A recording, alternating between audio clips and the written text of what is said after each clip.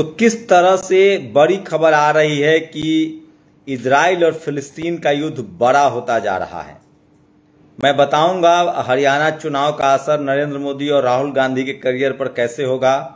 महाराष्ट्र झारखंड के चुनाव के बाद क्या नरेंद्र मोदी को हटाया जाएगा, ये सबसे बड़ा सवाल है। तो पॉलिटिकल खबर बताऊंगा, लेकिन इस समय सबसे बड़ी खबर आ रही है जो जिसने दुनिया भर को झकझोर रखा है। इजराइल ने फिलिस्तीन के बाद लेबनान पर हमले शुरू किए हैं। उसके बाद ईरान ने कहा है कि ये युद्ध इजराइल को महंगा पड़ेगा और उसे अफसोस होगा कि उसने हमले क्यों किए हैं।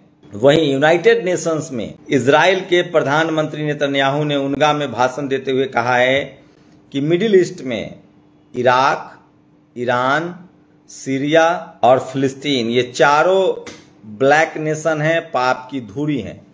इसी तरह की भाषा कभी रोम, बर्लिन, टोक्यो के बारे में कहा जाता था। इस्लामिक ऑर्गेनाइजेशन जो कंट्री हैं, आईओसी की, ओआईसी की बैठक बुलाई है, Islamic country of organisation of Islamic country की बैठक बुलाई है, इस्लामिक देशों की बैठक बुलाई है। तो एक बड़ी इंटरनेशनल खबर है ये जो मैं आपको अपडेट दे रहा हूं कि जिस तरह से लेबनान में हिजबुल्लाह के जो प्रमुख हैं, हमास के प्रमुख की हत्या हो चुकी है, मारा जा चुका है। लेबनान हिजबुल्लाह के प्रमुख की हत्या हो चुकी है। लेबनान पर भी इजराइल ने लगभग हमला कर दिया है। उसके बाद ईरान जो है इस युद्ध में तो इन्वॉल्व हो सकता है। चिंता है इजराइल को कि कहीं इस युद्ध में सीरिया, ईरान ये शामिल न हो जाए। इराक, आपको पता है इराक भी इस युद्ध में इजराइल के खिलाफ है। तो ये बड़ी खबर है और इसी के बीच ओआईसी की बैठक हो रही है। ओआईसी जो है वो ऑर्गेनाइजेशन ऑफ इस्लामिक कंट्रीज, मतलब जो इस्लाम के रास्ते पर चलने वाले मुस्लिम राष्ट्र हैं, उनकी बड़ी बैठक होने जा रही है। देखते हैं क्या होगा। जो भी होगा मैं आपको अपडेट करता जाऊंगा। लेकिन ये तो तय है कि एक मजबूत राष्ट्र इजराइल जो है अब वो भी युद्ध की वजह से बर्बादी के कगार पर। तो युद्ध से कभी किसी का भला नहीं होता है। ये बेंजामिन नेतन्याहू के तर्क है। लेकिन ये भी एक दूसरा पक्ष है कि फिलिस्तीन हमेशा से आज़ाद देश रहा है। भारत की पॉलिसी फिलिस्तीन के साथ रही है सराफात के दौर से। ये बात है कि ताकतवर देश और जब कमज़ोर मुल्क हो तो लोग, दुनिया भर के लोग कमज़ोर मुल्क के साथ खड़े रहते हैं। कि बेंजामिन नेतन्याहू जो इजराइल का प्रधानमंत्री, उन्होंने कहा है, बेंजामिन नेतन्याहू ने कहा है कि ईरान, इराक, सीरिया और फिलिस्तीन ये सब बिल्कुल ब्लैक देश हैं और ये युद्ध तब तक जारी रहेगा जब तक वो अपने लक्ष्य को पा नहीं लेते हैं। इजराइल ने साफ कहा है कि वो युद्ध किसी के कहने पर रोकने वाला नहीं है। ये सबसे बड़ी खबर थी जो मैं आपको अपडेट दे रहा था। उसके बाद आपको ले चलते हैं सीधे भारत में पॉलिटिकल खबर। कहाँ वन नेशन वन इलेक्शन को लेकर मुद्दा गरमाया हुआ था, लेकिन अब हरियाणा और जम्मू कश्मीर का चुनाव है। 5 अक्टूबर को लास्ट वोटिंग है, 8 अक्टूबर को नतीजे आएंगे। लेकिन दो बड़े नेताओं के भविष्य इस चुनाव में टिके हुए हैं, राहुल गांधी, नरेंद्र मोदी। और दो नेताओं की लॉटरी लग सकती है, नीतीश कुमार और चंद्रबाबू नायडू की। कैसे, वो पूरा समझिए। नरेंद्र मोदी अगर हरियाणा, देखिए अभी बीजेपी जो भी चुनाव लड़ रही है, अब तक जीत का सारा श्रेय नरेंद्र मोदी को जाता था, हार का श्रेय भी अब उनके हिस्से में जाने लगा है। आरएसएस ने मोर्चा खोल दिया है। सूत्र बता रहे हैं कि आरएसएस ने साफ साफ कहा है अमित शाह और मोदी को कि आप या तो प्रधानमंत्री रहिए तो अध्यक्ष पद हमारा होगा। और उसमें भी जोशी जो 36 का आंकड़ा है नरेंद्र मोदी से जिनके साथ, या फिर अध्यक्ष पद हमारा होगा तो अध्यक्ष पद आपका, तो प्रधान मतलब पार्टी और सरकार दोनों पर आपकी नहीं चलेगी। और नरेंद्र मोदी इतने कच्चे खिलाड़ी नहीं है। लेकिन अगर नरेंद्र मोदी हरियाणा चुनाव हारते हैं, जम्मू कश्मीर में मिलीजुली सरकार की संभावना है, बहुत कुछ दिख नहीं रहा है। हरियाणा में भी मामला फंस गया है।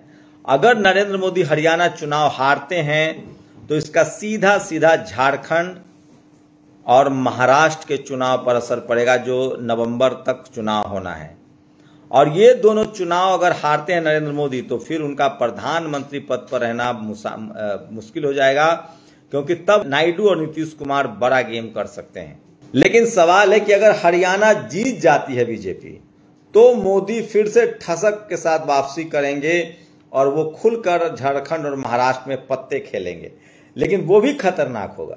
अगर बीजेपी हरियाणा जीत जाती है तो कांग्रेस फिर सचेत होगी। मैं बार बार कह रहा हूं, कांग्रेस जैसी एक चुनाव जीतती है, उसका जो ईगो है, उसके जो जनरल कैटेगरी के नेता है, उनका जो ईगो है वो 7वें आसमान पर होता है। मैं शुरू से कह रहा था, आप लोग याद कीजिए, जब राजस्थान, मध्य प्रदेश और छत्तीसगढ़ का चुनाव हुआ था।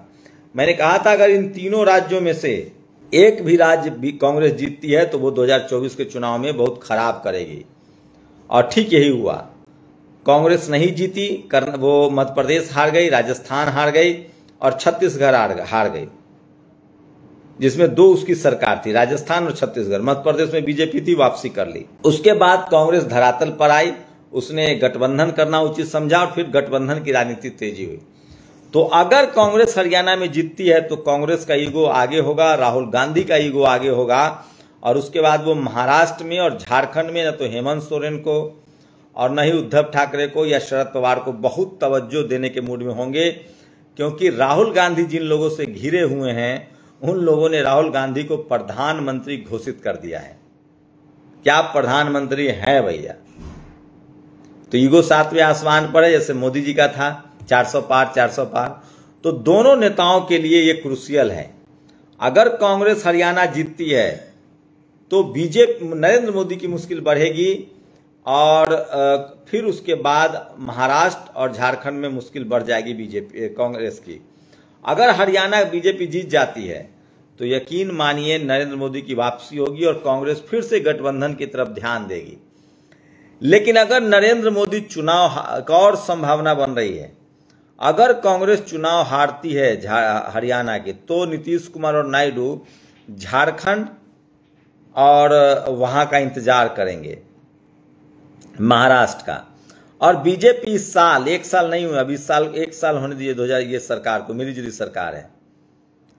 अगर बीजेपी झारखंड हारती है, महाराष्ट्र हारती है और हरियाणा हारती है, तो नीतीश कुमार और नायडू के लिए क्लियर सिग्नल होगा कि अब बीजेपी का राजनीतिक वर्चस्व, राजनीतिक बादशाहत खत्म होने के दौर में है, और वो दोनों नेता मंझे हुए नेता हैं, और ऐसे में उनके तरफ से बगावत हो सकती है। और 3 लोग, चिराग पासवान, नीतीश कुमार और चंद्रबाबू नायडू, बीजेपी के साथ बहुत कंफर्टेबल तो नहीं है। खासकर नीतीश कुमार की बड़ी महत्वाकांक्षा है। चंद्रबाबू नायडू हो सकता है एक बार रुक जाएं क्योंकि वो अभी मुख्यमंत्री बने हैं, लेकिन वो उनके पास भी ऑप्शन है कि उनका बेटा मुख्यमंत्री बने या फिर वो प्रधानमंत्री बनना कौन नहीं चाहेगा। मुख्यमंत्री रहते हुए देवगौड़ा प्रधानमंत्री बन चुके हैं, तो एक बड़ा ऑप्शन होता है, बड़ा। तो हो सकता है कि नीतीश कुमार के लिए बड़ी अपॉर्चुनिटी होगी, और अगर कांग्रेस जो है वो ये काम कर सकती है, या फिर अगर कांग्रेस हारती भी है, अगर कांग्रेस तीनों राज्य हार जाती है, तो वो फिर नीतीश कुमार और चंद्रबाबू नायडू की तरफ लौटना चाहेगी। तो दोनों स्थिति में नरेंद्र मोदी के लिए मुश्किल साल होगा ये, चाहे जीते या हारे। जीतने पर भी उनके जो अलायंस है, पॉलिटिकल अलायंस है, वो अनकंफर्टेबल महसूस करेंगे। नीतीश कुमार को कांग्रेस जो है वो घुटनों पर आएगी, और वो चाहेगी कि उनका अलायंस और मजबूत हो। तो लोकतंत्र में यही है, शतरंज के खेल की तरह होता है। जब आपको लग रहा होता है कि आप जीत रहे होते हैं, तो दरअसल आप अपने हार के रास्ते तैयार कर रहे होते हैं। हरियाणा हारने के बाद लेकिन इस पूरे खेल में दलित पिछड़ों का तो लॉटरी लगी है। कांग्रेस हो या बीजेपी हो, उन सबको लग रहा है कि दलित पिछड़े के वोट से ही देश चल रहा है। जाति जनगणना का मुद्दा और गरमाएगा। अगर कांग्रेस हार जाती है हरियाणा, तो जातिगत मुद्दा को और तेज करेगी। अगर बीजेपी जीतती है तो जरूर कांग्रेस तेज करेगी, और बीजेपी अगर हार जाती है तो फिर हिंदू मुस्लिम का जो खेल है उसको और तेज किया जाएगा, और जाति जनगणना कराना पड़ेगा। तो दोनों प्लस पॉइंट है।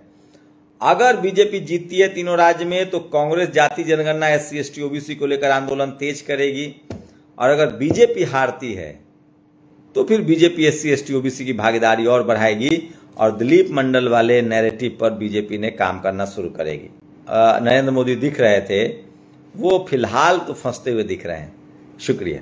नेशनल दस्तक की आपसे गुजारिश है कि अगर इसको बचाना चाहते हैं तो नेशनल दस्तक को सब्सक्राइब करने के लिए रेड कलर के सब्सक्राइब बटन को दबाएं, फिर बेल आइकन की घंटी दबाएं। नेशनल दस्तक को बचाने के लिए बहुत जरूरी है कि हर खबर को शेयर करें, लाइक करें, कमेंट जरूर करें।